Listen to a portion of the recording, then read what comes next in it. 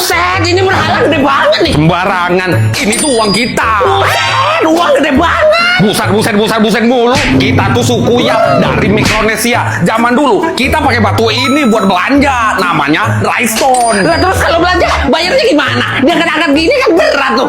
Ukurannya bervariasi. Ada yang segede piring dan ada juga uang batunya punya berat sampai 4 ton. Tapi tenang, ini nggak diangkat. Kalau mau bayar, batunya tetap di tempat. Tapi semua orang tahu batu udah pindah ke pemilikannya. Wah, kalau zaman sekarang pakai kayak gini ribet banget ya. Bakal susah top up gaming. Kalau sekarang sih lebih simpel. Tinggal download aplikasi GoPay. Mau game apa? Mobile Legends WP yang Rp31.000 cuma Rp26.555 aja. Game FF 100 diamond cuma Rp16.000 doang. Tapi kalau beli token pulsa pakai data gimana? Token PLN pulsa pakai data aman. Selalu ada harga murah di aplikasi GoPay. Buset, murah banget di aplikasi GoPay ya. Iya dong. Apalagi harga murahnya Tiap hari nggak bisa habis deh pokoknya. Mantep, isi dong. ini batu gua lemparin ke muka lu mau? Iya. Kakak, saya tadi makan ikan bakar sama es kelapa juga. Berapa? Ngantus yang Aja nih, bikin pusing aja dari tadi nih duitnya nih, ambil aja nih kembaliannya, pusing. apaan nih? Ya, duit lah, kertas, duit kertas. Pakai nanya lagi nih orang aneh banget. Kita pakai batu, duit batu di sini. Batu buat nimpuk pala lu sini, bikin emosi aja. Di seluruh dunia nih, kalau belanja pakai duit kertas, pakai duit batu. Kakak, saya tadi makan megalodon pagar sama cappuccino bakar. Mau bayar? Saya punya batu di pojokan sana. Yo sudah, yo kakak, yo. Makasih. Yo makasih baca yo.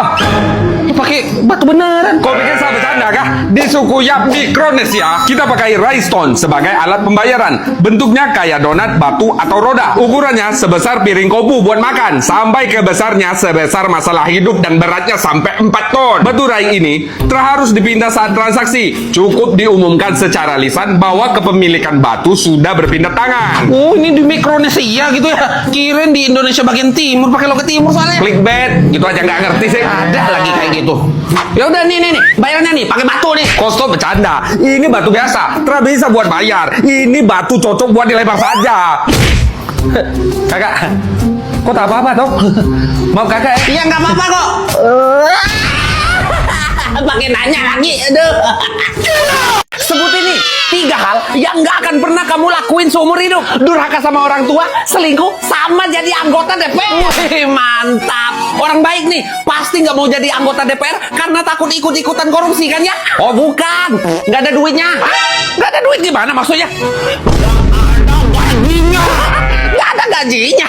Bukannya di mana-mana anggota DPR itu kaya raya. Mana ada begitu kalau di negara Kuba. Di Kuba, politik itu pengabdian, bukan profesi, melainkan tugas sosial yang harus dilakukan demi kepentingan rakyat, bukan untuk mencari nafkah pribadi.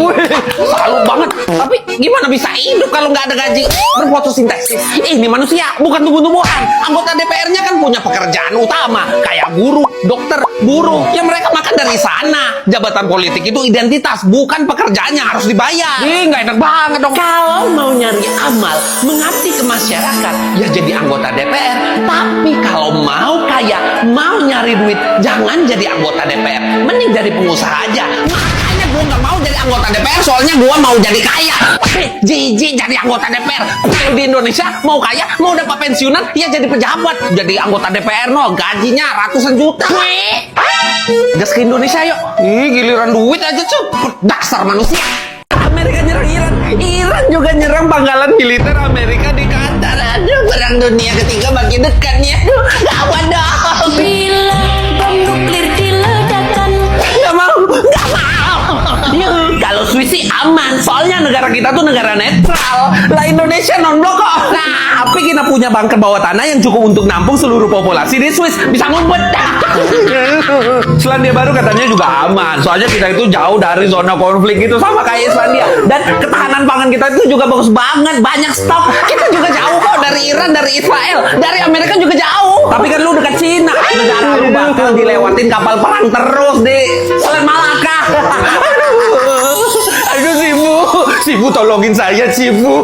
Berisi adalah kosong, kosong adalah berisi. Hah? Artinya apa? Kedamaian sesungguhnya tidak pernah abadi dan penderitaan juga pasti ada akhir. Oh, tolongin Sifu. Numpang di negara lu bisa kan ya? Ya. Hidup pun tidak akan abadi. Jadi tunggu saja. Ajalmu telah ditentukan. Ini nih. Sarang burung walet, makanan orang kaya di Indonesia sama di Cina. Dari apa tuh? Ini terbuat dari air liur burungnya. Air liur? Iya, enak ini makanan mahal. Masa air liur dimakan, jijik? Makanan mewah loh. Mending makan makanan ini nih, ancovi. Itu kan ikan dari Medan. Hah? Medan? Medan perang maksudnya? Medan nama kota di Indonesia. Oh, jadi ikan terinya lahir dan besar di kota Medan gitu, makanya namanya ikan Medan. Gak tau juga gue. Asik banget. Pokoknya di laut Mediterania kita tuh punya ikan ancovi, mirip ikan teri di Indonesia. Biasa juga kita jadiin topping di pizza di Italia. Ini enak banget. Ini nih baru jijik. Masa pizza toppingnya ikan teri? Ikan teri mainannya di sambel. Enak, cobain dulu makanya. Jauh amat mau makan ikan teri sampai ke Italia. Berapa duit tuh ikan teri di Italia? Kalau eceran di pasar itu sekitar 100 sampai 300 ribu rupiah per kilonya gitu. Malaman dona rumah 300 ribu di Indonesia udah dapat daging wahyu. Wahyu. Haus banget, haus. Aduh, panas banget ini. Pak, kasih saya minum. Nih, beli. Pakai 100 ribu nih, beli. Pokoknya minuman yang dingin banget, pokoknya. Kenapa? Pasti nggak laku nih. Barter aja nih, barter. Ada jam tangan saya nih. Pokoknya saya mau minum, Pak. Apa sih? Barter jam tangan juga nggak bisa nih. Aduh. Saya bawa emas nih. Ngapunten mas, iki maksudnya apa ya? Gimana bisa nggak? Nggak bisa. Nggak bisa ya Allah. Terus belajar di sini pakai apaan? Di sini kawasan suku Himba di Namibia. Di sini kita nggak pakai uang, tapi kita pakai sapi sebagai mata uang. Kenapa? Karena sapi adalah segala-galanya. Sapi di sini sebagai alat tukar utama untuk tukar menukar barang seperti peralatan, pakaian dan lain-lain. Untuk kebutuhan kecil, suku Himba menukar dengan produk susu, kambing atau hasil bumi lainnya. Jadi mesti sapi banget nih. Iya, duit nggak bakal berlaku di sini. Oke. Bang beli sapi ya? Nggak bisa pakai duit, barter aja. Barter pakai apa? Pakai sapi. Kalau gua punya sapi, ngapain gua tuker pakai sapi lagi? Gua mah kalau di Indonesia orang kaya, ngopi aja nih, mesti di Starbucks. Kalau Starbucks itu kayak warkop biasa aja di negara gua, nggak ada mewah-mewahnya. Ya tapi gua punya peliharaan ikan koi, banyak tuh di rumah gua. Kalau ikan koi mah di selokan rumah gua juga banyak. Ya tapi gua tiap hari juga makan ikan salmon. Yaelah, kalau ikan salmon mah tinggal ngambil aja di sungai belakang rumah gua. Tapi gua punya Supra. Supra? Iya, Supra. Serius punya Supra? Iya bener, Supra. Kalau Supra mah udah biasa di Indonesia. Di jalanan tuh banyak, tiap rumah ada satu minimal. Kita di Indonesia tuh kaya-kaya, tahu nggak? Berarti kaya banget ya orang di Indonesia. Mau dong ikut ke Indonesia? Kami pemerintah Iran memohon maaf kepada Israel karena sudah menyerang. Israel menggunakan rudal-rudal yang mana rudal itu sudah berusia 30 tahun yang lalu. Jadi kami memutuskan untuk menghentikan serangan menggunakan rudal tersebut dan berjanji tidak akan menggunakan rudal itu lagi, melainkan menggunakan rudal yang lebih modern. Ayo, pokoknya akan meluluh lantakan, menghancurkan, mengempaskan tempat tinggal kalian. Kirain tadi bikin kok kita aja aman, gas terus kita. Tapi keren sih negara lu bisa punya beginian. Pokoknya top banget sih. Ternyata negara lu kaya juga. Enggak dong, lebih kaya negara kalian. Buat perbandingannya aja nih, $1 Amerika kan 16.000 rupiah. Lah, Iran $1-nya 42.000 rial Iran. Bawa 100.000 udah dapat banyak dong di Iran. Ya iyalah, Iran itu mata uang kedua paling lemah di dunia setelah pound Lebanon. Kirain kaya banget Iran. Ternyata masih kaya di Indonesia. Tapi berani negara gua. Kita tuh negara non-blok, nggak memihak sama siapapun. Bukan yang nggak berani.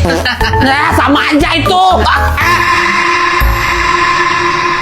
Cewek, tinggal di Venezuela enak banget. Ceweknya cakep-cakep. Terus ya bawa duit 100.000 rupiah aja. Bisa jadi 13 juta bolivar Venezuela.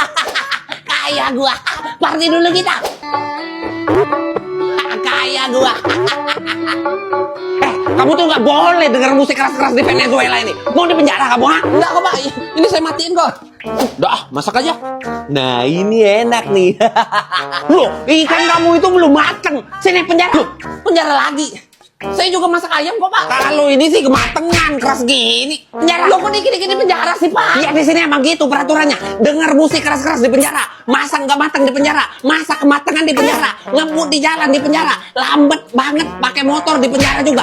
Dagang, ngeletakin harga ketinggian di penjara. Terus bikin janji sama dokter gigi tapi kamu nggak datang di penjara. Ya, tapi kenapa, Pak? Kok dikit-dikit di penjara sih di sini? Alasannya itu loh. Kenapa? Banyak tanya kamu di penjara. Boneka Labubu lucu banget. Pengen beli.